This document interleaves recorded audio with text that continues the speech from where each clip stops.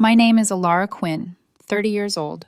I used to measure my life in the distance between what my parents called lessons and what I could survive. The last summer I lived under their roof, Oregon felt like a promise. A golden sky, a sea of pines lifting their cathedral spires, the SUV humming with the ordinary, trail mix, my sister reciting ghost stories, my parents trading clipped reminders about toughness. I was 18, too ready to believe that a weekend of hiking could mean we were a normal family, learning how to breathe around each other. We pulled into a trailhead as the light thinned to honey. Dad passed me a backpack heavier than the ones he usually trusted me with.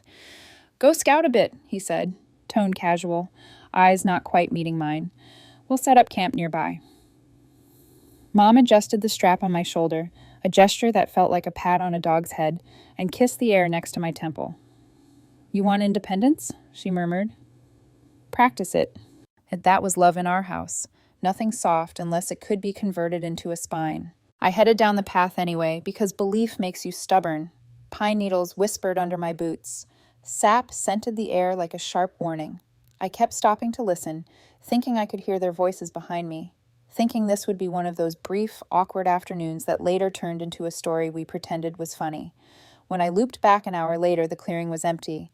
The SUV's dented bumper, the cooler, my mother's floral thermos. Gone. A bird cracked the silence, and my stomach plunged as though the ground had shifted. "Mom," I called. "Dad?" Calling them by their names would come later, a boundary I'd have to earn. Back then, I still believed titles meant safety. No bars on my phone, no tire tracks I could trust. I crouched and unzipped the backpack, looking for water, for a map, for something that would tell me this was a mistake. My fingers found a single folded page. Dad's handwriting was unmistakable, tight, impatient, always trying to fit more authority into the line than the line could hold. "Find your own way home. This is a lesson for you."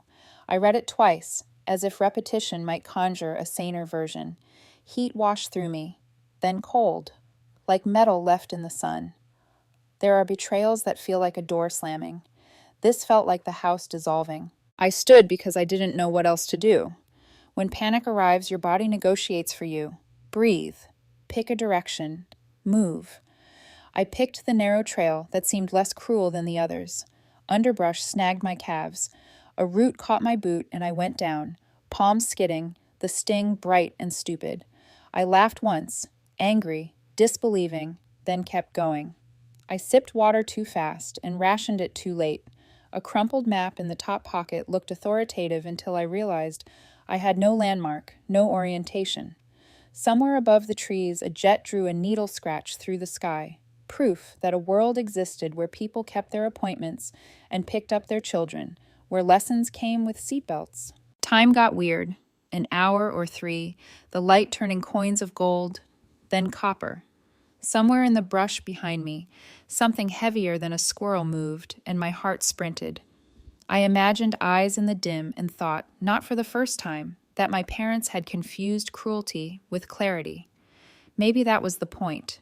Teach me that help was a myth unless I paid for it later, with obedience, with gratitude that tasted like rust. Footsteps on the trail. Human. Brisk. I straightened so fast my knees protested. A hiker appeared, mid-30s maybe, sun-chapped, a water bottle clacking against his pack. He slowed when he saw my face. "You lost?" he asked gently, like he already knew the answer. I handed him the note because my voice wasn't working. He read it, jaw setting. "Who does this?" he said. "Not to me, not really." He hooked a thumb over his shoulder. "Truck's a mile. Let's go." Normal kindness feels impossible when you've been trained to expect a ledger. I waited for the condition, the price. He just kept pace with me and passed me his bottle without comment when he heard how shallow my breaths were. "Rough week," he said after a while, eyes on the trail. "Didn't think I'd find this." There are cycles, I thought.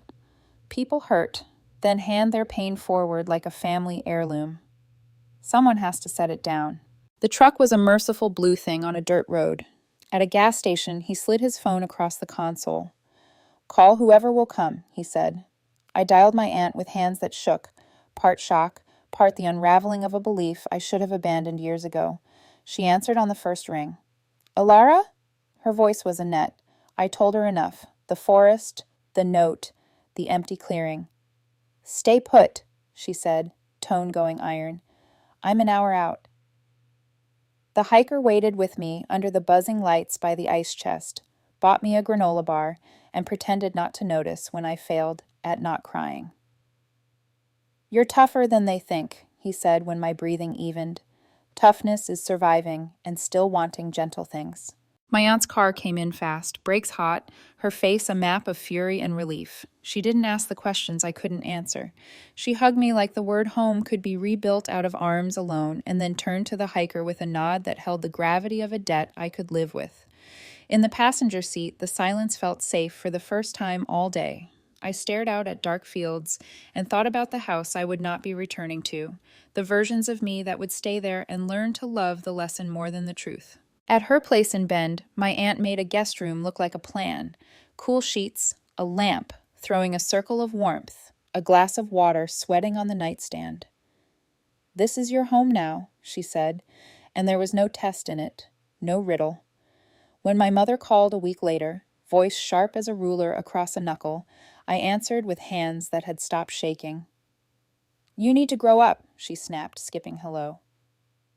The old script. I found mine. I am, I said, and hung up. Dad's voicemail arrived soon after, heavy with words like ungrateful and family. I deleted it. I learned to save other things instead.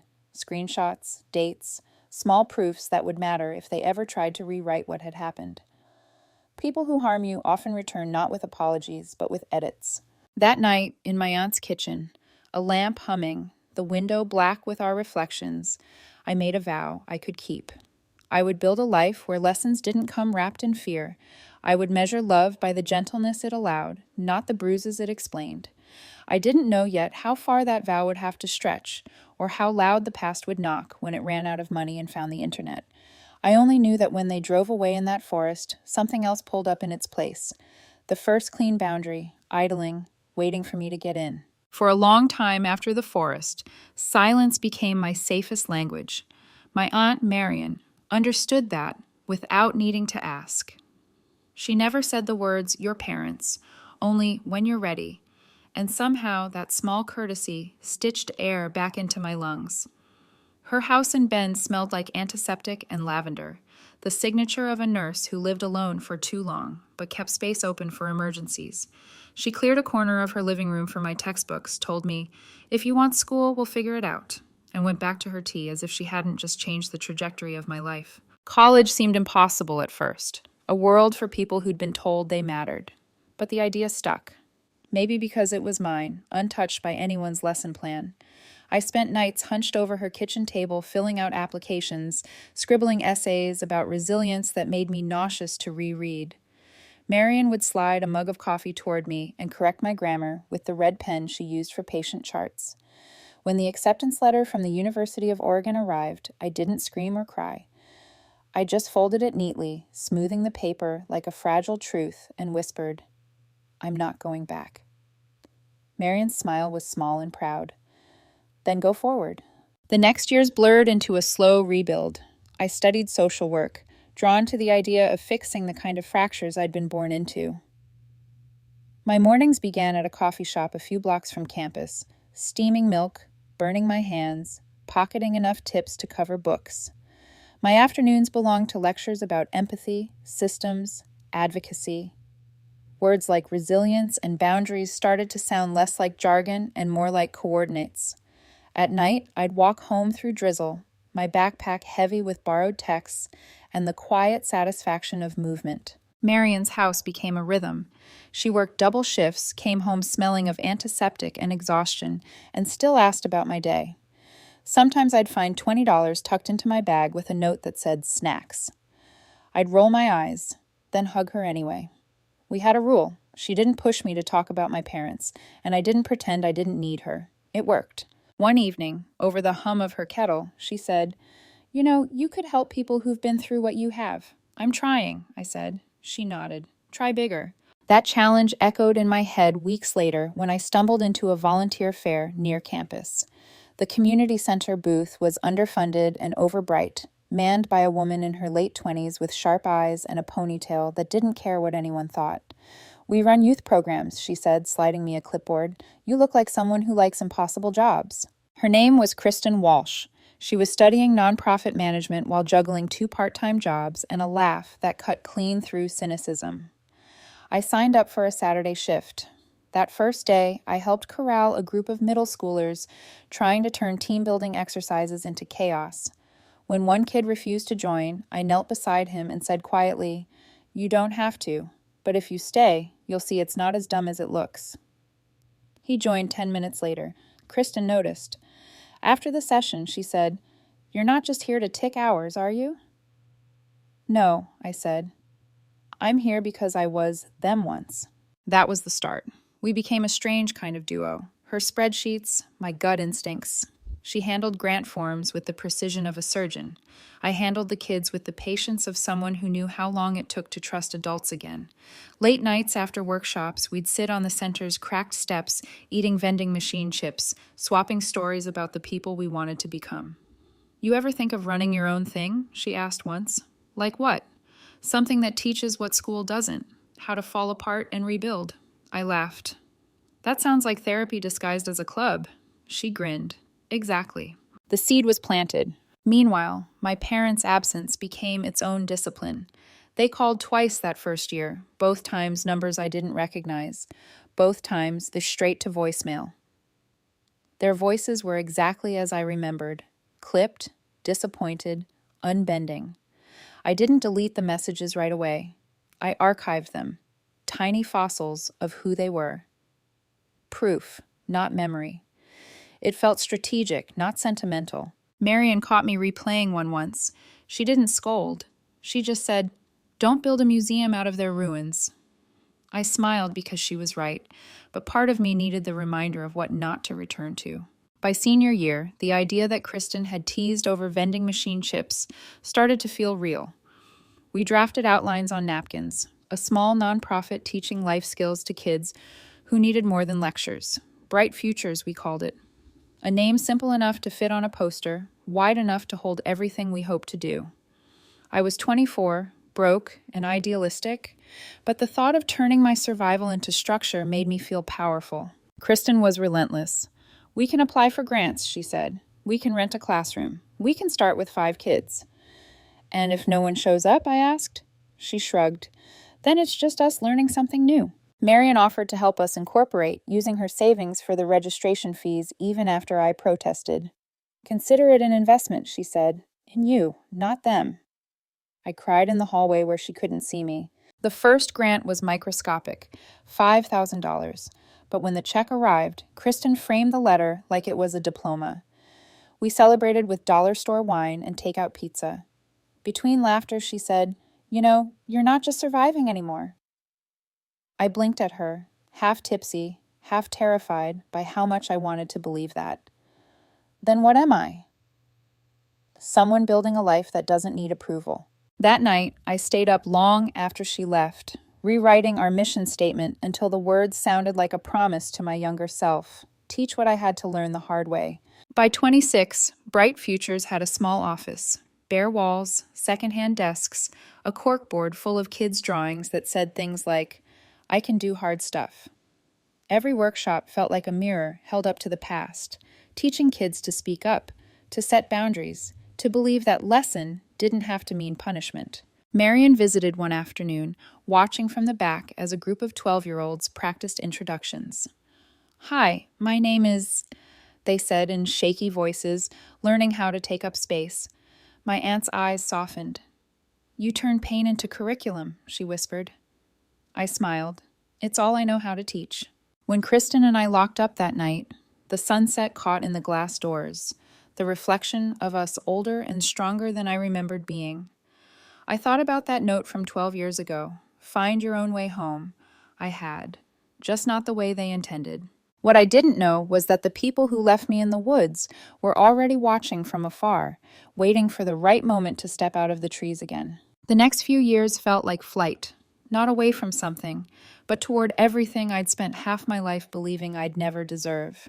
Bright Futures grew from a single rented classroom to 3 community programs across Oregon. Kristen and I learned how to survive on caffeine, grit, and good press.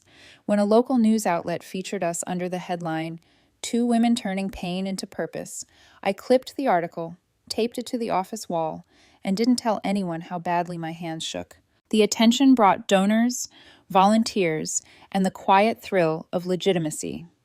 We taught workshops on leadership, self-advocacy, conflict resolution, all the soft skills the world pretends don't matter until it's too late. The kids started to bring their siblings. Parents dropped by to say thank you. For the first time in my life, I felt like I'd built something that couldn't be taken away. Then came the call. It was a Tuesday in late spring, just after a meeting with a sponsor. My phone buzzed with an unknown number. I almost ignored it, but habit won. 28 missed calls later, I realized it wasn't a glitch. My parents, Linda and Michael Quinn, had resurfaced after 12 years of silence. I stared at the screen, my pulse slow and heavy. The first voicemail was my mother's voice, crisp, impatient, exactly as I remembered. "Alara, call us back. We need to talk." The second was my father's. "We're in trouble. Don't be ungrateful. Call your mother." No mention of where they'd been, what they'd done, or the note they'd left in a forest. Just the same tone they'd used when I was a kid who'd failed a test. Command, not concern. I didn't reply, but the next morning my phone buzzed again. Messages, social media notifications, tags.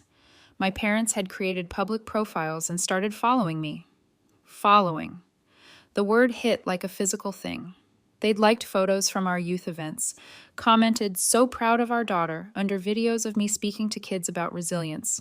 Pride wasn't what it looked like, it was a fishing line. That evening, my sister Stacy called.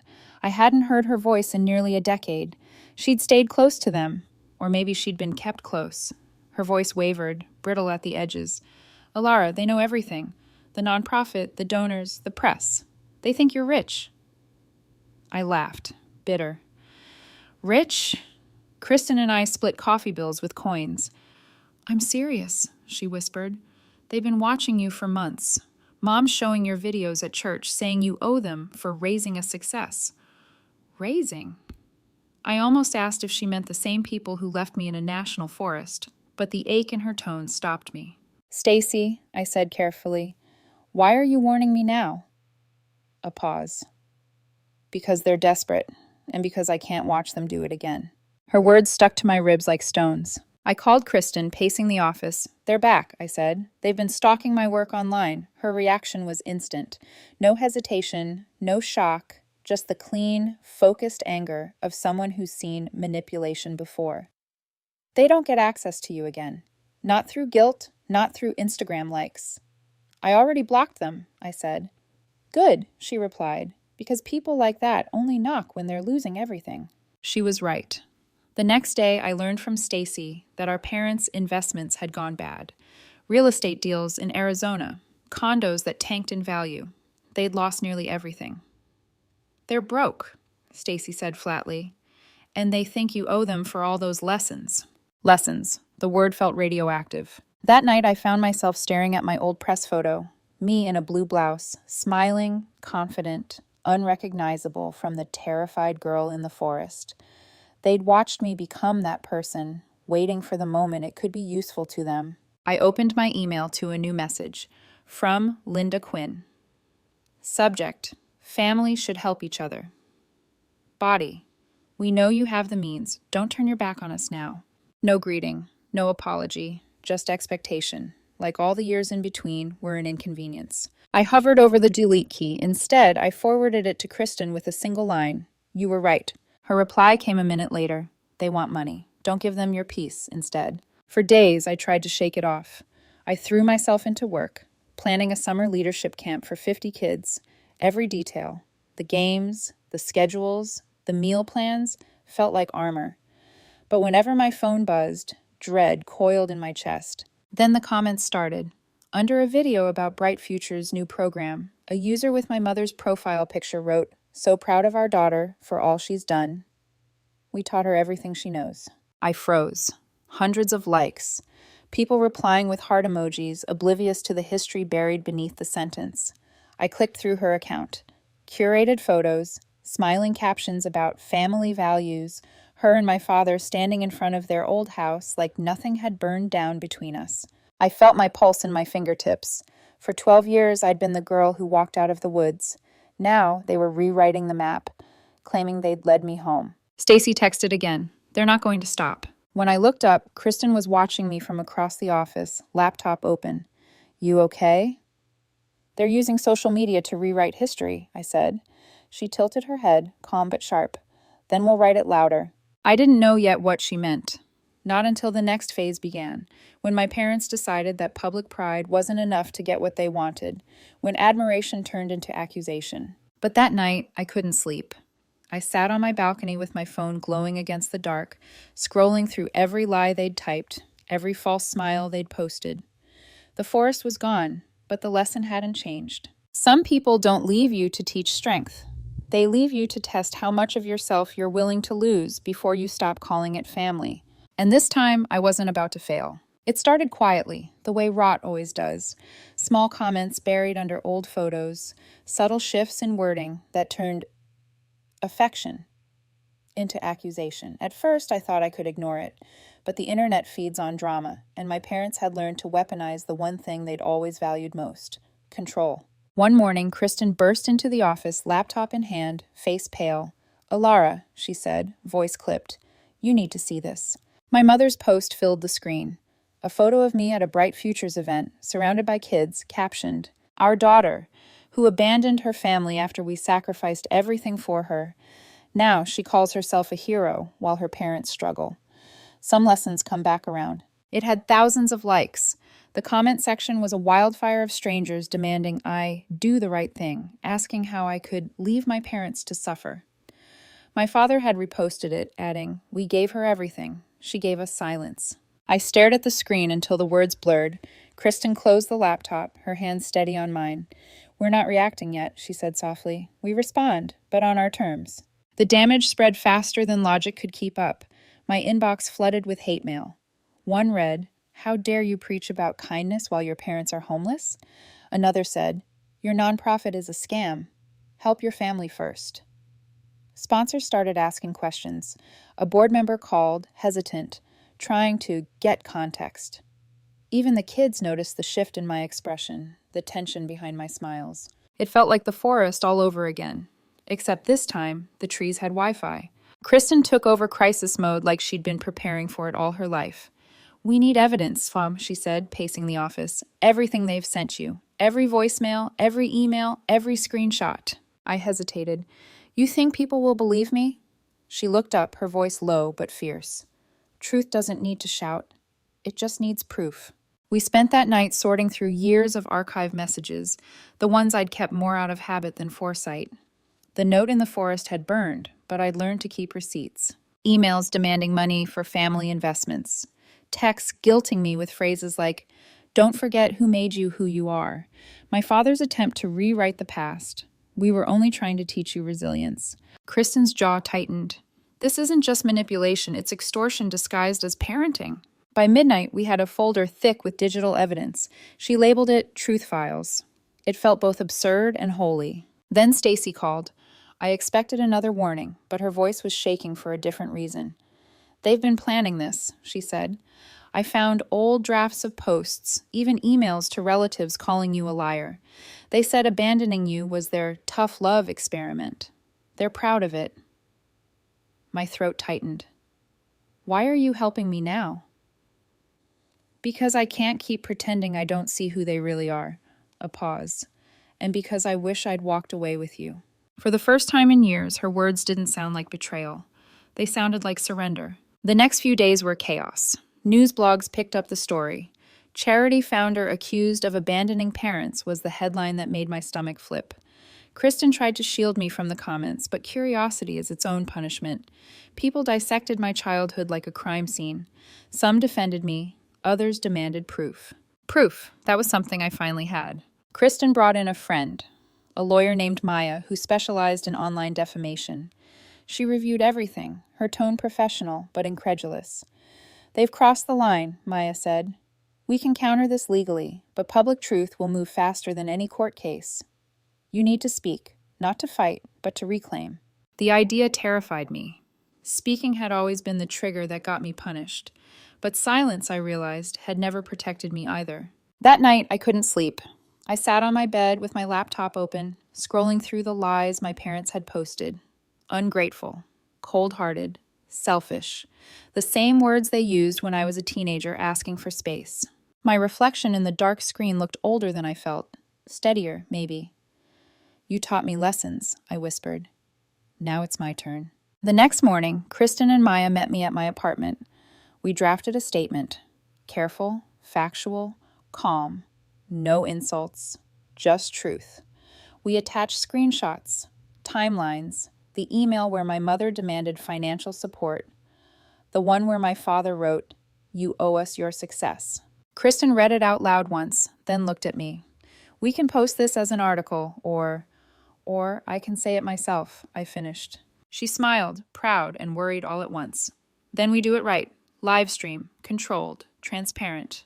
You tell your story your way. Stacy sent a message that night. If you go public, I'll back you up. I have their emails too. Attached were messages from years earlier. My father bragging about teaching me self-reliance. My mother telling an aunt that abandoning me was necessary discipline. I read them until my vision blurred. Proof. And not just for the world, for me. Kristen helped set up the camera in my living room, the same one where we'd brainstormed grant proposals. The backdrop was plain. White wall. A framed quote from one of our kids that said, "I am my own lesson." Before we went live, Kristen squeezed my shoulder. You ready? I nodded. I've been ready since the day they drove away. The countdown hit 0. The red light blinked on. I looked straight into the camera and said, "My name is Alara Quinn. You've seen posts calling me an ungrateful daughter. Here's what really happened." My voice didn't shake. As I spoke, the chat exploded. Thousands of people tuning in. Hearts, shocked emojis, messages scrolling too fast to read. Kristen typed updates to keep trolls at bay, while Maya flagged defamatory comments for evidence. I showed the note, not the original, but a digital scan of the copy my aunt made years ago. I read my parents' emails aloud, word for word.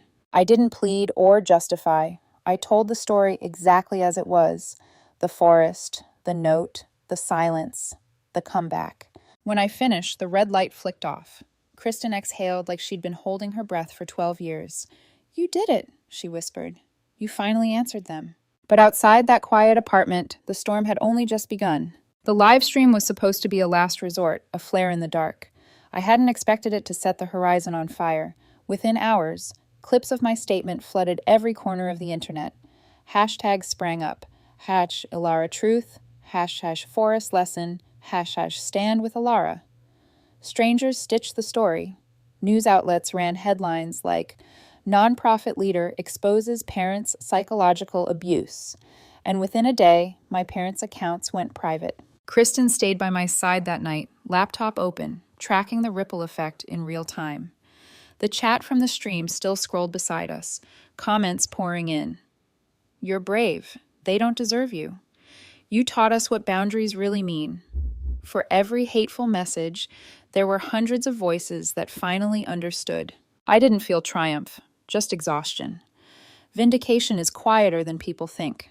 It doesn't sound like cheering. It sounds like breathing without permission. The next morning, my inbox overflowed again, but this time with apologies.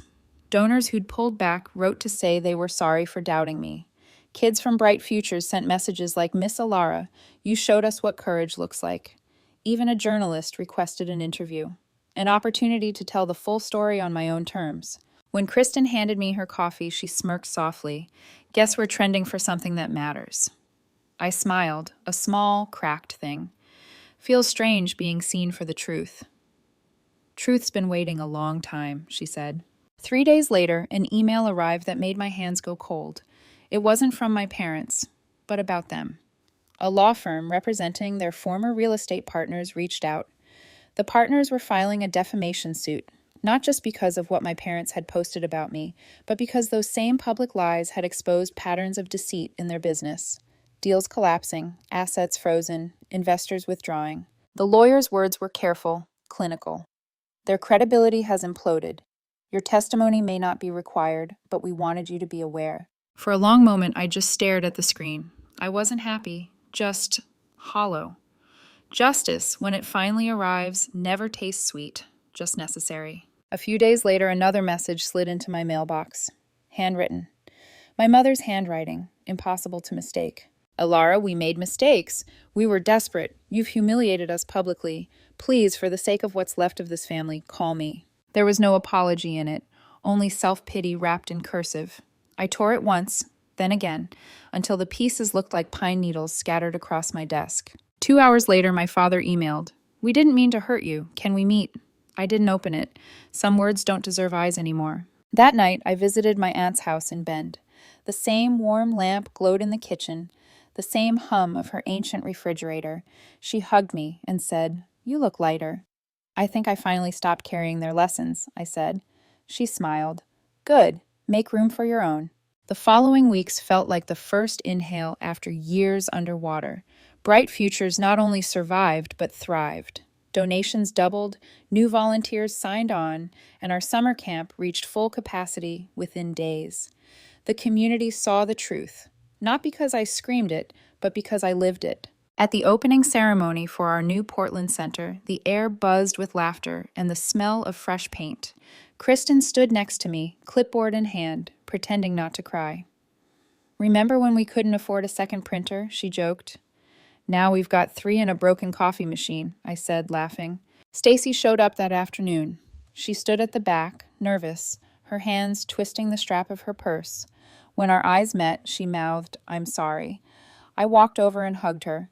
No grand speeches, no rehearsed forgiveness, just 2 sisters finally stepping out of the shadow of the same storm. Later, under the soft hum of the center's lights, a group of kids gathered for the final session of the day.